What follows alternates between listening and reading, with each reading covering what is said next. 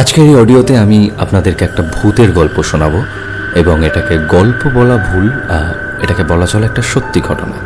কারণ আমি যার কাছ থেকে এই ঘটনাটি শুনেছি তার বক্তব্য এটা কোনো গল্প নয়, এটা একটা সত্যিকারের ঘটে যাওয়া ঘটনা। এবং ঘটনাটা শুনে যেহেতু আমি বেশ ভয় পেয়েছি, তাই আমি ভাবলাম এই ঘটনাটা আপনাদের সাথে শেয়ার করা যাক। ভূত আছে কি নেই সেই প্রসঙ্গে আমি যাচ্ছি না, সম্পূর্ণ বিষয়টাই নির্ভর করছে আপনাদের উপর যে আপনারা বিশ্বাস করবেন নাকি করবেন না। এবং আমার মনে হয় কোনো ধরনের তর্কে না গিয়ে এই গল্পটাকে, এই ঘটনাটাকে একটা এন্টারটেনমেন্ট হিসেবে নেওয়াই আমাদের উচিত। চলে যাচ্ছি সরাসরি ঘটনাতে। ঘটনাটি ঘটেছিল 2005 কি 2006 সালে। আমাকে যিনি ঘটনাটি বলেছেন, ঘটনাটি ঘটেছে তার এক ফ্রেন্ডের সাথে। তখন 2005 কি 2006 সাল, কলকাতা শহরে ইএম বাইপাস নতুন বেশ পরিপাটি করে সাজছে শহর সেই সময়। এবং ওলা উবের বলে কোনো কিছু কিন্তু তখন শহরে ছিল না। সেই সময় রমরমিয়ে যার মার্কেট ছিল সেটা ছিল পুল কারের ব্যবসা। যাদের একটু পয়সা ছিল তারা বাড়িতে গাড়ি কিনে রাখতেন এবং সেই গাড়িকে ভাড়া দিতেন বিভিন্ন বিয়ে বাড়িতে, কখনো স্কুলের বাচ্চাদেরকে দিয়ে আসা নিয়ে আসাতে। প্রাইভেট গাড়ি ভাড়া খাটানোয় তখন বেশ পয়সা ছিল। তো যিনি ঘটনাটি আমায় বলেছেন তার ফ্রেন্ডেরও এরকম পুল কারের ব্যবসা ছিল। এবং আমার যতদূর মনে পড়ে তার ফ্রেন্ডের নাম ছিল সৈয়দ পসিবলি। তো সৈয়দের পুলকারের যেহেতু ব্যবসা ছিল, তো তখন ছিল শীতকাল, 2005-06 শীতকাল, কলকাতা শহর। শীতকালে বিয়ে বাড়িতে একটা কাজের থ্রুতে সৈয়দ গেছিল। গাড়িতে করে বরযাত্রীকে দিয়ে আসা নিয়ে আসা, গড়িয়াহাট থেকে ডিরেক্ট উল্টোডাঙা এবং উল্টোডাঙা থেকে গড়িয়াহাট, এরকম বেশ কয়েকবার ওকে যাতায়াত করতে হয়েছিল। এবং লাস্টে যখন বিয়ে বাড়ি শেষ হয়ে গেল সেই সময় সব খাওয়া দাওয়া করে ওর গাড়ি যখন বাড়িতে ফিরবে তখন বাজে রাত 2:30। গাড়ি নিয়ে যখন সৈয়দ ইএম বাইপাসের উপর উঠলো তখন দেখলো বাইরে বেশ ঠান্ডা হাওয়া দিচ্ছে, তাই জন্য ও গাড়ির সবকটা কাজ তুলে দিল এবং সুন্দর গান চালিয়ে গাড়ি নিয়ে, ফাঁকা রাস্তা যেহেতু কোনো লোক নেই চারিপাশে, গাড়িও নেই ইনফ্যাক্ট রাস্তার মধ্যে, তো সৈয়দ কি করলো, গাড়ি বেশ স্পিডে ভাগিয়ে দিল। উল্টোডাঙা থেকে গাড়ি ইএম বাইপাসের উপর দিয়ে যাচ্ছে, গাড়ির স্পিড তখন কাছাকাছি 80। ঠিক বেলেঘাটার সামনেটা যখন ওর গাড়ি ক্রস করছে, বেলেঘাটা থেকে চিংড়িঘাটা, এবং চিংড়িঘাটার পরে ইএম বাইপাস যখন সোজা যায়, বাদিকে দুটো বড় বড় ঝিল রয়েছে যেখানে শহরের বড় বড় হোর্ডিং টাঙানো থাকে। রাস্তাটা বেশ চওড়া। সেই রাস্তার উপর দিয়ে যখন ওর গাড়ি যাচ্ছে প্রায় 80-তে, ও খেয়াল করলো যে ওই রাস্তাতে ওর পাশ দিয়ে একটা সরকারি বাস ওর থেকেও বেশি স্পিডে ওকে ওভারটেক করে চলে গেল। এবং ব্যাপারটা বেশ সন্দেহজনক, কারণ অত রাত্রিবেলা প্রথমত একটা সরকারি বাস, কারণ সরকারি বাস তখন প্রায় রাত 10টা, 10:30টার মধ্যেই প্রায় সব বন্ধ হয়ে যেত। এবং অত রাত্রিবেলা একটা সরকারি বাস কি করছে, হতে পারে হয়তো কোনো গ্যারেজ গাড়ি বা কোনো কিছু। যাই হোক, সৈয়দ অত কিছু ভাবলো না। সৈয়দ খেয়াল করলো যে সরকারি বাসটা ওকে ওভারটেক করবার পর ওর সামনে বাঁদিকের লেন ধরে প্রায় ওর স্পিডের প্যারালাল বাসটা চলছে।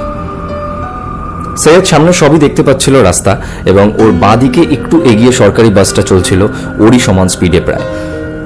দূর থেকে একজন ভদ্র মহিলা এবং তার সাথে একটা ছোট্ট বাচ্চা সৈয়দ দেখতে পেল যে হাত নাড়াচ্ছে, এবং হাত নাড়িয়ে তারা সরকারি বাসটাকে দাঁড় করানোর চেষ্টা করছেন ভদ্রমহিলা। তো সৈয়দ বুঝতে পারলো যে সরকারি বাসটাকেই দাঁড় করানোর জন্য ভদ্রমহিলা হাত নাড়াচ্ছেন। কিন্তু সন্দেহ হলো এখানে যে এত রাত্রিবেলা একজন ভদ্রমহিলা এটুকুনি একটা বাচ্চাকে নিয়ে কি করছেন। ভাবতে ভাবতেই হঠাৎ করে সৈয়দ দেখতে পেল যে ওই সরকারি বাসটা দাঁড়ালো না, বরং ভদ্রমহিলা এবং বাচ্চাটাকে একদম চেপে দিয়ে চলে গেল। সৈয়দ দেখতে পেল বাসটা দূরে অনেক স্পিডে চলে যাচ্ছে এবং ওর সামনের রাস্তাটা রক্ত মাংসে ছিটিয়ে রয়েছে। ভদ্রমহিলা এবং বাচ্চার মাথা দুটো পুরো থেতলে গেছে, দুটো বডি পড়ে রয়েছে রাস্তার উপর। এবং এটা দেখতে দেখতেই সৈয়দের গাড়ি তখন ওই স্পটে চলে গেছে, পৌঁছে গেছে। সৈয়দ প্রথমে ভাবলো দাঁড়াবো না, কারণ এই সময় যদি হঠাৎ করে পুলিশ চলে আসে তাহলে ভাববে হয়তো আমি অ্যাক্সিডেন্ট করেছি, কারণ তখন এত সিসিটিভির ব্যবস্থা, এত কিছু সাহায্য তখন ছিল না যেটা 2020-তে আমরা পাই। কারণ মাথায় রাখতে হবে আমি 2005-06 ঘটনা বলছি। তো সৈয়দ দাঁড়াবো না ভাবতে ভাবতেও সৈয়দের খুব কিউরিসিটির বসে সে দাঁড়িয়ে গেল সেই জায়গায় এবং দাঁড়িয়ে গিয়ে একটা কাঁচ নামিয়ে সৈয়দ বাইরের দিকে উকি মেরে দেখল নো দেয়ার ওয়াজ নাথিং। ও দূর থেকে দেখেছিল যে রাস্তাটা রক্তে ছিটিয়ে রয়েছে, কিন্তু ও ওই স্পটটার উপর গিয়ে ও যখন কাঁচ নামিয়েছে সেই সময় ও দেখছে কিচ্ছু পড়ে নেই সেখানে, না রক্ত, না কোনো ডেড বডি, না কিছু। তো ওরা যেহেতু ড্রাইভার মানুষ, ড্রাইভাররা না এরকম রাস্তাঘাটে চলার পথে অনেক কিছু এরকম ওরা ফেস করে, তো ও সঙ্গে সঙ্গে ব্যাপারটা বুঝতে পেরেছে যে দেয়ার ইজ সামথিং রং। তো ও সঙ্গে সঙ্গে গাড়ির কাজ তুলে ওখান দিয়ে তড়িঘড়ি পালাতে যাবে, এমন সময় ওর পিঠে কেউ একজন হাত রাখলো এবং হাত রাখতেই পেছন থেকে একজন মহিলা কণ্ঠস্বর সৈয়দকে বলে উঠল, হসপিটাল নিয়ে চল। সৈয়দ লুকিং গ্লাসে পিছন দিকে তাকিয়ে ওর হাড় হিম হয়ে গেল। ও দেখলো একজন ভদ্র মহিলা যার গলা থেকে ঘাড় থেকে মাথাটা বেঁকে গেছে এবং তার কোলে একটা ছোট্ট বাচ্চা, যে বাচ্চাটার মাথা থেঁতলে গেছে এবং ক্রমশ রক্ত বেরোচ্ছে এবং তার গাড়ি রক্তে ভরে যাচ্ছে। সে ভদ্রমহিলা হিমশীতল হাতে সৈয়দকে ধরে বলল, হসপিটাল নিয়ে চল। সৈয়দ তখন কি করবে, কাণ্ড জ্ঞানহীন হয়ে গাড়ি ভাগিয়ে দিল প্রচন্ড স্পিডে। সৈয়দ গাড়ি নিয়ে ছুটছে এবং মাঝে মাঝে শুধু শুনতে পাচ্ছে পেছন থেকে কেউ একজন ওকে বলছে, হসপিটাল নিয়ে চল। প্রচুর স্পিডে গাড়ি চালানোর পর ও যখন রুবি জেনারেল হসপিটালটার সামনে এলো, সেই সময় ও হঠাৎ ফিল করলো লুকিং গ্লাসে তাকিয়ে ওর পেছনের সিটে আর কেউ বসে নেই। ইনফ্যাক্ট ওর পেছনের সিটে না কোনো রক্ত, না কোনো ডেড বডির ছাপ। সৈয়দ সঙ্গে সঙ্গে গাড়ি থেকে নামলো। নামার পর ওখানে রুবির ওখানে অনেকগুলো চায়ের দোকান রয়েছে, সে চায়ের দোকানে গিয়ে ও বললো যে আমার বাড়িতে একটা ফোন করবেন একজন চায়ের দোকানকে, আমি প্রচণ্ড অসুস্থ ফিল করছি, প্লিজ আপনি ফোন করুন, বলে ও ওখানেই সেন্সলেস হয়ে পড়ে যায়। তারপরে সৈয়দ আর কখনো গাড়ি নিয়ে পুলকারের ব্যবসা করেনি। ঘটনাটা শুনে আমি বেশ ভয় পেয়েছিলাম যে আমাদের শহর, এই চেনা শহর, আমাদের আনন্দের শহর, এর মধ্যে এমন অনেক কিছু ঘটনা হয়তো ঘটে যেগুলো আমরা জানি না।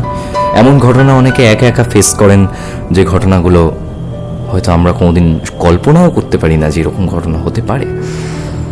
তো আমাদের এই চেনা শহরের মধ্যে এক অচেনা শহর লুকিয়ে রয়েছে, আমাদের এই চেনা আনন্দের মধ্যে এক অচেনা ভয় লুকিয়ে রয়েছে।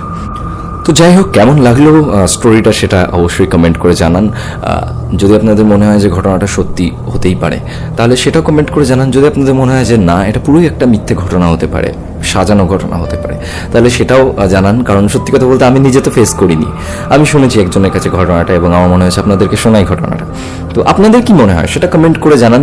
এবং আপনাদের সাথে যদি এরকম কোনো ঘটনা ঘটে থাকে বা আপনার চেনা কারোর সাথে যদি কোনো ঘটনা এরকম ঘটে থাকে তাহলে নির্দ্বিধায় আমাকে মেইল করতে পারেন, অথবা আমার মেইল অ্যাড্রেস আমি আমার কমেন্ট বক্সে দিয়ে দিচ্ছি, অথবা আমাকে আমার ফেসবুক ইনবক্স করতে পারেন। মেইল করলে বেশি সুবিধে হয় আর কি। তো আমি সেগুলো দেখবো এবং পরে এরকমভাবে কোনো স্টোরি করে শোনাবো। এবং আপনারা অভয় দিলে আমি একটা ইউটিউব চ্যানেলও হয়তো খুলে ফেলতে পারি এই ঘটনাগুলোকে নিয়ে, যেখানে আমি এরকম স্টোরিজ বলবো আপনাদেরকে, একটু ভয়ের স্টোরিজ বলবো, সায়েন্স ফিকশনের স্টোরিজ বলবো। তো পুরোটাই আপনাদের উপর, জানান আপনারা কীরকম লাগলো, তারপর দেখা যাক কী হয়। So good night.